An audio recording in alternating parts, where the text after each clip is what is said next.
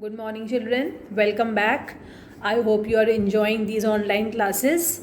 Today, we will start a new chapter of civics, that is federalism. And children, as you are in a senior class, you are in class 10 now. So, it is my sincere advice that please keep on revising everything, whatever we have done till now. Now, let us revise a little bit what you did in lesson 1. In lesson 1, you studied about Belgium little bit, isn't it? In Belgium, the powers of the central government were reduced and these powers were given to the regional government. Now, let me tell you in very brief about what is central government, what is regional government. Let us take up our country, India.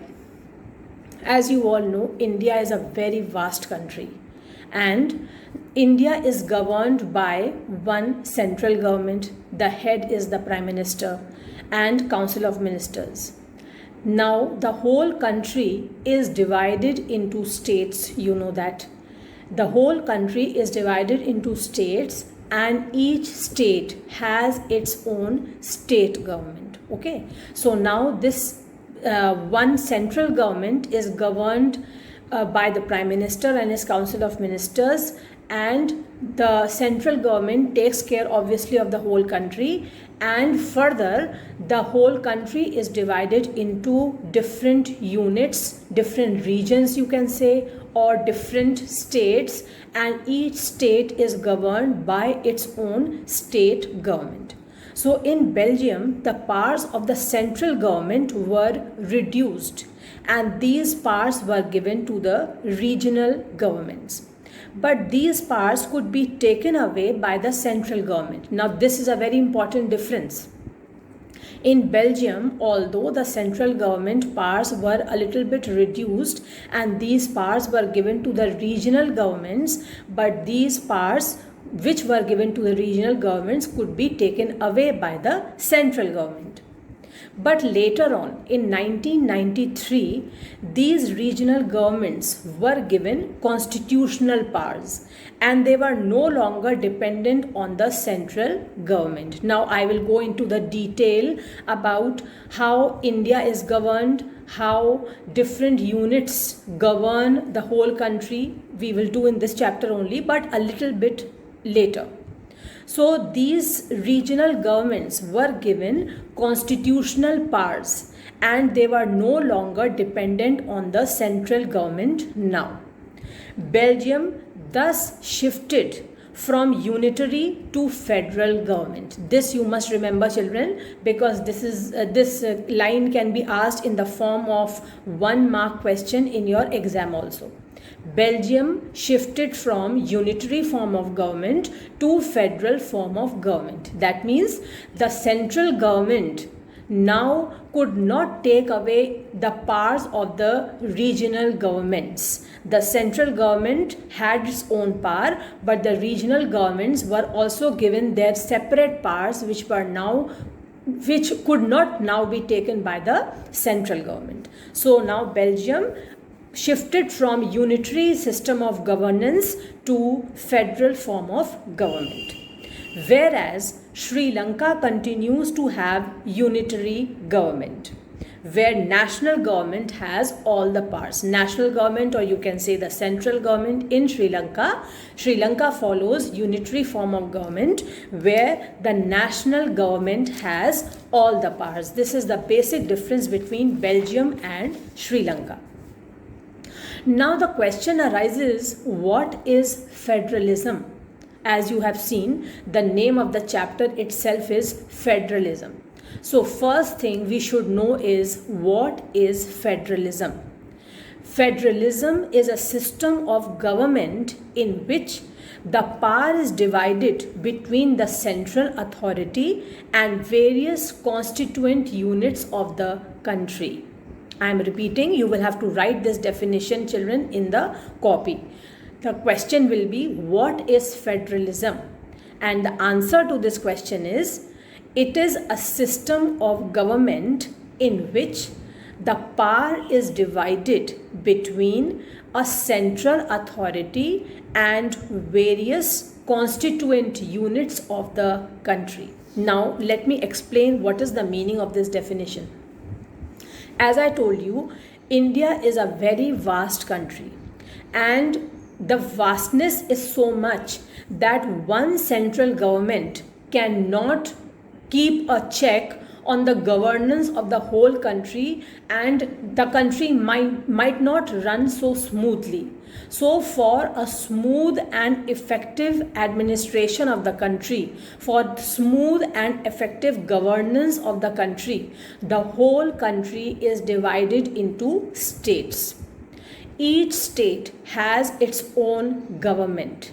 Each state has its own chief minister and his council of ministers.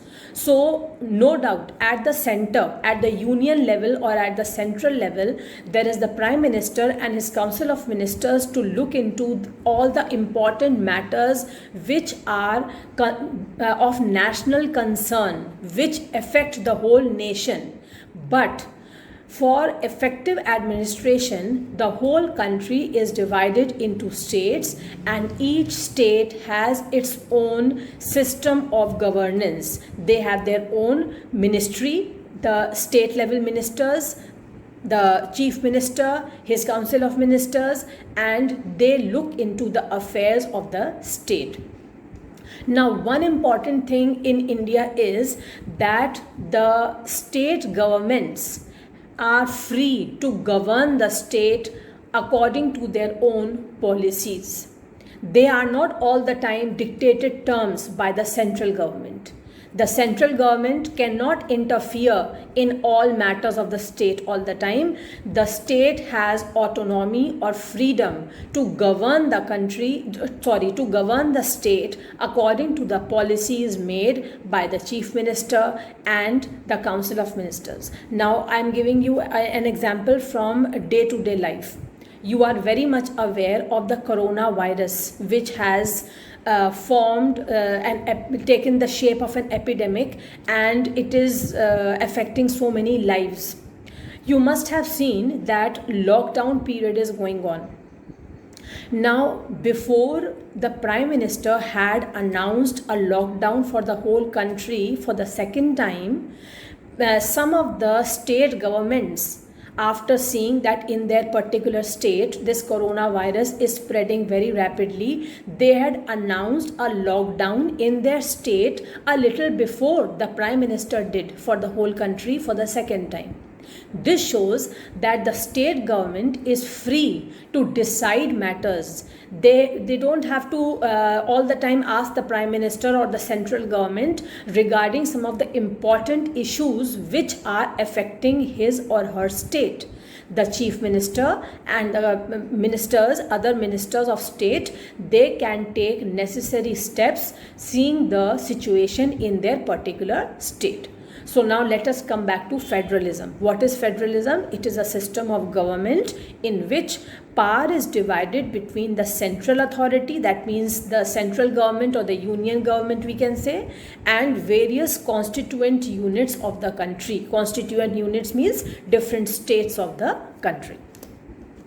Now, generally, federation has two levels of government. There are two levels of government, as I am repeatedly saying, the central government and the state governments. The central government is the government for the whole country, and the governments at different levels or provinces or states is called the state government. The central government, I am repeating, is for the whole country, and the state governments look into the matters of their own state.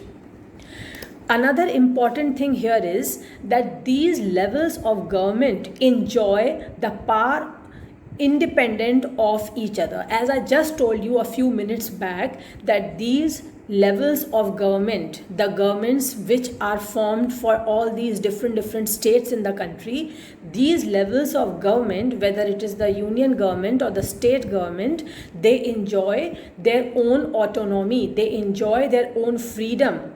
The central government does not interfere in the matters of the state. This is a very important point as far as India is concerned.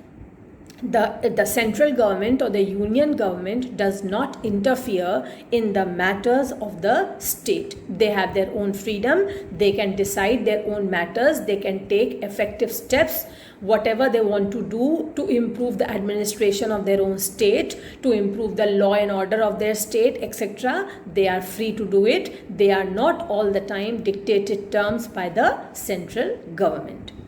Now, what is the difference between unitary form of government and federal form of government? I hope children you are following. We will summarize quickly in the end of today's class. Just now listen carefully and keep on reading things. Children, I advise you, when this class will get over, then you must have downloaded the NCERT textbooks by now, I am sure, because so many classes have already been conducted. Please read this whole chapter thoroughly, line by line, and very slowly and carefully. And I'm very sure if you will read carefully, and just now you are listening to me carefully, you will understand everything. Okay, keep revising everything, keep on reading the chapters again and again, because now children you are in class 9, and in class 9 you will have to read the chapters more than once. You will have to repeatedly read the chapters so that you retain all important points in the lesson. Now let us take up the difference between federal government and unitary form of government. In unitary system of government, there is only one government, or the subunits are under the central government. Just now in the starting of the lesson I told you about unitary form of government. I am repeating what is unitary form of government. In unitary system or unitary form of government, either there is only one government or the subunits are under the central government. Either there is only one government, that is, it can be a central government, or the subunits are under the central government. The central government can pass orders to the provincial or local government. The central government, mind you, listen carefully children. In unitary form of government, there can be either only the central government or the subunits like the states are under the central government, and the central government can pass orders to the provincial or local governments. But there's a vast difference in the federal form of government. As I told you, in federal government, the central government cannot order the state government to do something. The central government cannot pass order to the state government to do something. The state government has its own powers and it is not answerable to the central government. This is a very important difference between unitary form of government and federal form of government. I am repeating this difference because this is very, very important. In unitary form of government, either there is only one central government or the subunits are under the central government, and the central government can pass orders to the provincial or local governments. But in federal form of government, the central government or the union government cannot order the state governments to do something. The state government has its own powers and it is not answerable to the central government. So please remember this basic difference. It is going to help you. Some questions can also be asked in the exam in a short answer type, that what is the difference between unitary form of government and federal form of government. So this is what you are going to write. Now let us move further. And I am reading some of the important points which you people must later on read again and try to memorize also. Let us look at some of the key features of federalism. There are two or more levels of government. Like Two, if you take two levels of government, then in India there are two levels of government, the union government and the state governments. The third level of government, if you all know, is the panchayats at the village level. If you remember Panchayati Raj, you have heard of Panchayati Raj, you have heard of village panchayats, you have heard of Sarpanch. I am sure you have done all these basic things in your classes 6th, 7th and 8th sometime or the other. So earlier there were only two forms of government, two divisions in the government, the union government and the state governments. But later on, we will do in this chapter also, later on the need arose that in villages there should be a separate system of governance. I will tell you later on why this need arose. So this third form of government came, which was known as the Panchayat or Panchayati Raj. So the first point is there are two or more levels of government. They are called as the tiers of government also. Different tiers of government govern the same citizens. It is but natural, whether it is the central government or it is the state government. The citizens of the country are the same. Different tiers of government govern the same citizens, but each tier has its own jurisdiction in specific matters of legislation, taxation and administration. Now what is jurisdiction? Jurisdiction is that area in which someone has legal authority, that area over which a person or a body, governing body has legal authority. So in this point we have read that different tiers of government govern the same citizens, but each tier has its own jurisdiction, own area of governance in specific matters of legislation, that is in matters of making rules, taxation and administration. The jurisdictions of the respective levels or tiers of government are specified in the Constitution. That means each level of government, whether it is the union government or the state government or government at the village level, each tier of government has to do its administration according to the guidelines laid down in the Constitution of India. They cannot do anything on their own. They have to follow the Constitution. So the existence and authority of each tier of government is constitutionally guaranteed. That means whatever they do to administer their area, whatever they do to govern their area, those guidelines, those set of rules and regulations have been guaranteed by the Constitution. They cannot go against the Constitution. The fundamental provisions of the Constitution cannot be unilaterally changed by one level of government. Now this is again a very important point, children.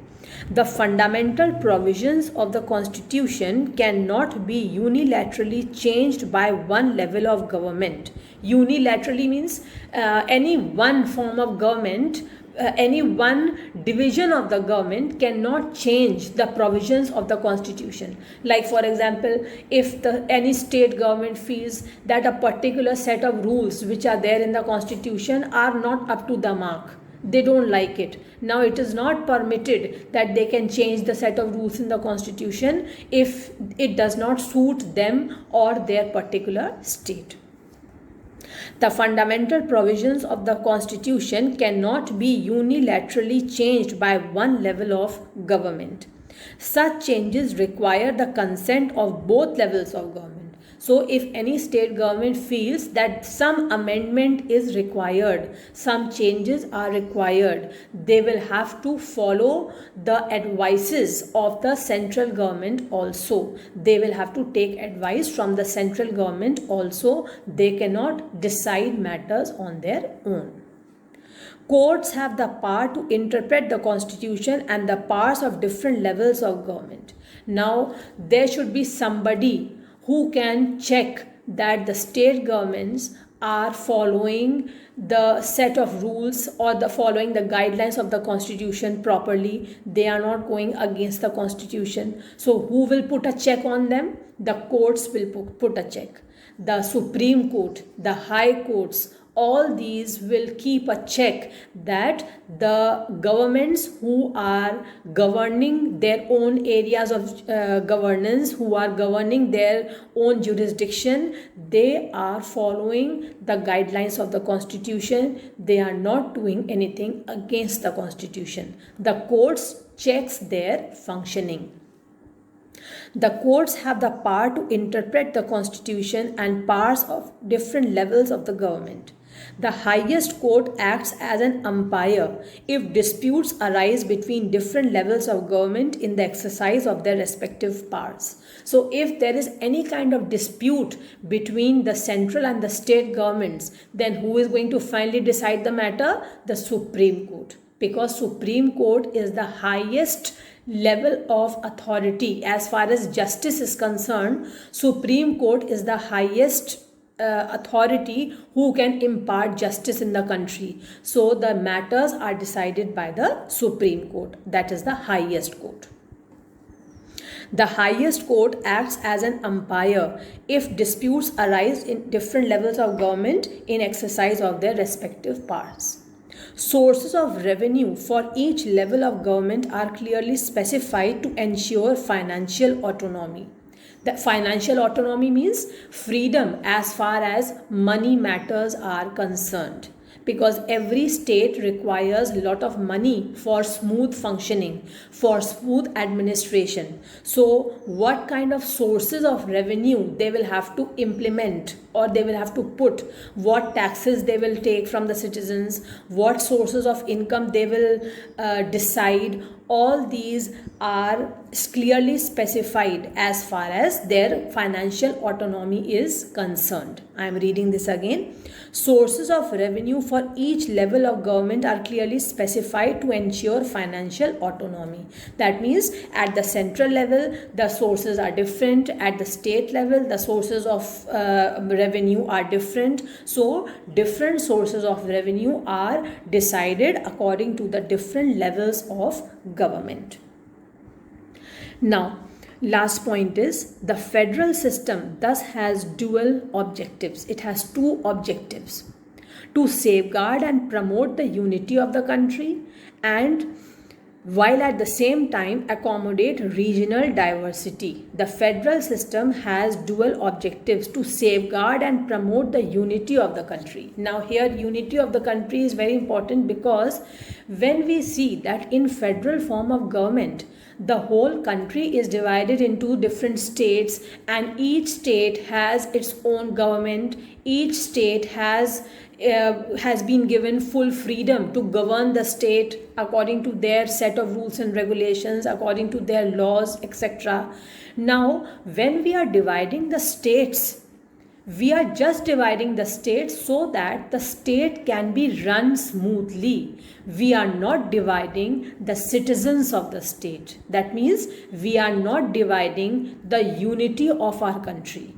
We are only dividing the whole country into different states or different union territories, so that each state can have smooth governance, because they will have to look into only a specified area. So governing their area is going to be easier, and the country in this way can be run smoothly.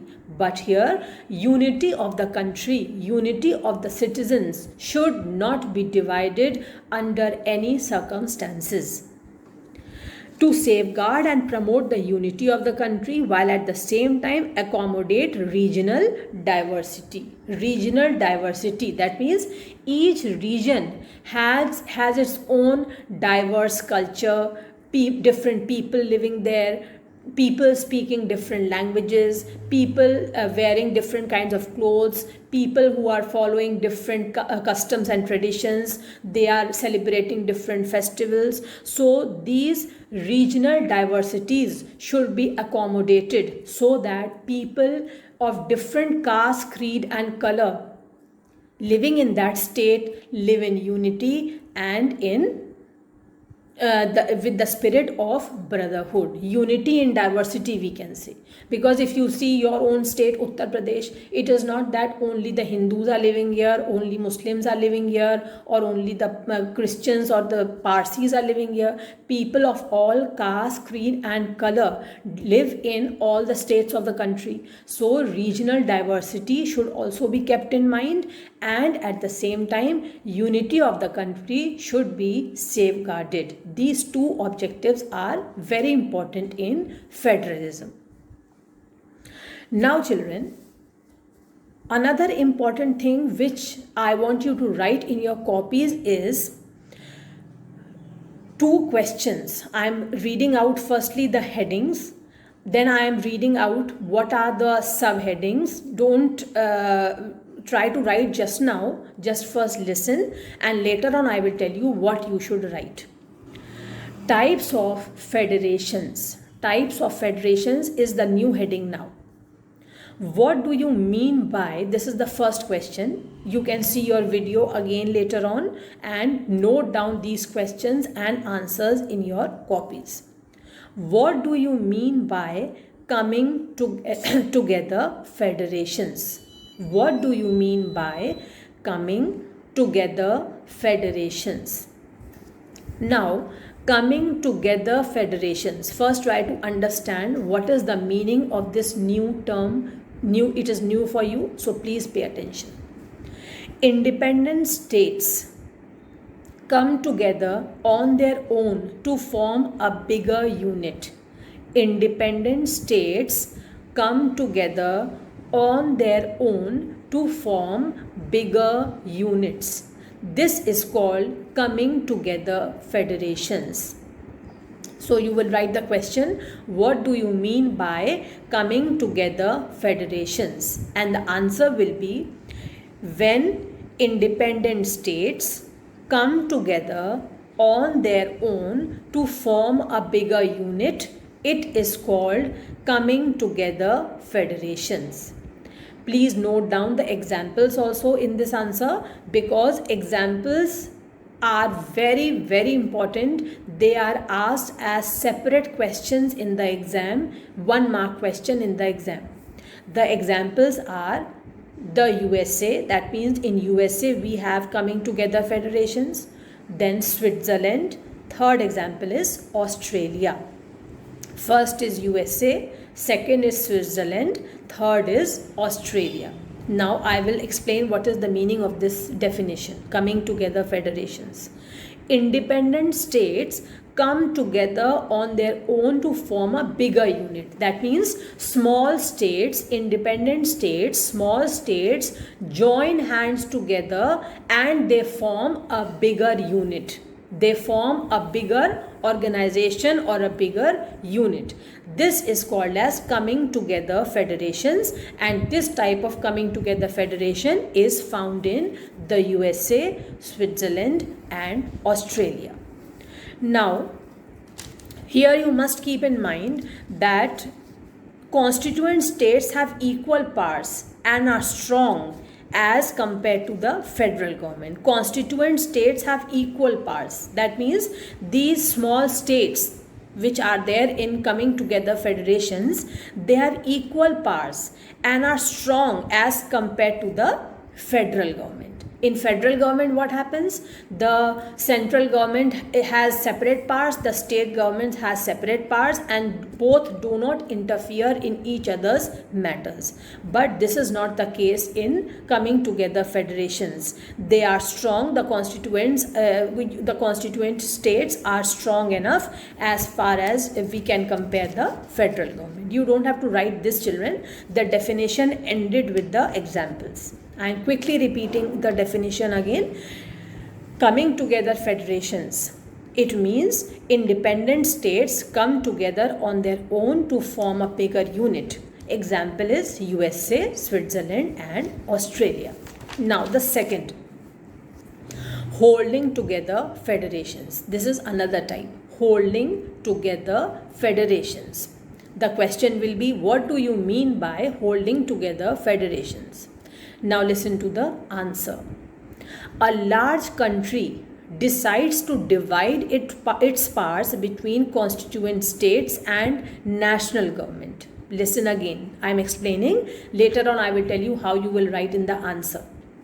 A large country decides to divide its powers between constituent states and national government. Now, if you are paying attention to what I have taught you today or what I taught you a few minutes back, immediately you will come to know the example of this type of federation. If you have guessed India, you are perfectly right. India is an example of holding together federations. Why? Listen to the definition again, you will come to know. A large country, like in our country, India, a large country decides to divide its powers between constituent states and national government. Between constituent states, that is the different states of the country, and the national government. This happens in our country also. Our country is a very vast country, and the national government or the central government or the union government, whatever you call, the union government has divided its powers between the different constituent units. The powers are divided between the central government and the state governments. So this is the example of holding together federations. Now how you will write the question and the answer? Listen again. What do you mean by holding together federations? This is going to be your question. The answer will be, holding together federations is one where a large country decides to divide its powers between constituent states and the national government. Example is India, Spain and Belgium. India, Spain and Belgium. Learn these three examples also. As I told you earlier, examples are asked in the form of separate questions in the exam. So don't ignore the examples. So in holding together federations, the central government is more powerful as compared to the central government is more powerful as compared to the state government. The central government has to be more powerful because it is actually governing the whole country. The state governments are looking into only the matters of their own state.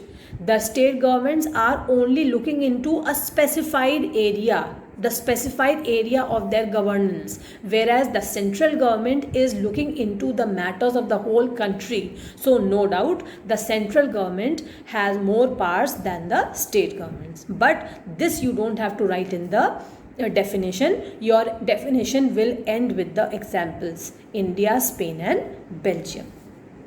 Now in our next class, children, I will be taking up another heading, what makes India a federal country.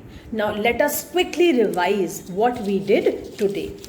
In the starting, I told you that in Belgium, the powers of the central government were reduced and these powers were given to the regional government, but these powers could be taken away by the central government. In 1993, the regional governments were given constitutional powers and they were no longer dependent on the central government. So Belgium changed from unitary system of government to federal form of government. But in Sri Lanka, still unitary system of government exists. Then secondly, I told you what is federalism. Federalism is a system of government in which the power is divided between the central authority and various constituent units of the country. Remember this definition, this question you will have to write in your copy. Question is what is federalism and the definition is the answer. So as in our country, India is a federal form of government, you can say, because India is divided into so many states, the whole country is divided into states and the central authority is there, the union government is there and various constituent units of the country are there, or you can say different states are there and all have their own system of governance. Then federation has two levels, the union level or the central level and the state level. Then these levels are independent of the central government. That means the central government does not interfere in the matters of the state. The state government has their own independence as far as administration is concerned. The union government does not interfere in the matters of the state. Then I told you what is the difference between unitary form of government and federal form of government. In unitary form of government, there is only one government, or either there is only one government or the sub-units are under the central government. The central government can pass orders to the provincial or the local government. Whereas in federal form of government, the central government cannot order the state governments to do something. The state government has its own powers and is not answerable to the central government. So these differences you must remember, they are very important also. Then I read some of the important points which are the key features of federalism. Please read that again later on. Then types of federations. Here I told you, you have to write 2 questions in your copies. What do you mean by coming together federations, and what do you mean by holding together federations? Coming together federations means independent states come together on their own to form a bigger unit. The examples are the USA, Switzerland and Australia. In holding together federations, a large country decides to divide its powers between constituent states and the national government. Example, India, Spain and Belgium. So we will meet again. Okay, all the best children. Study well and keep safe.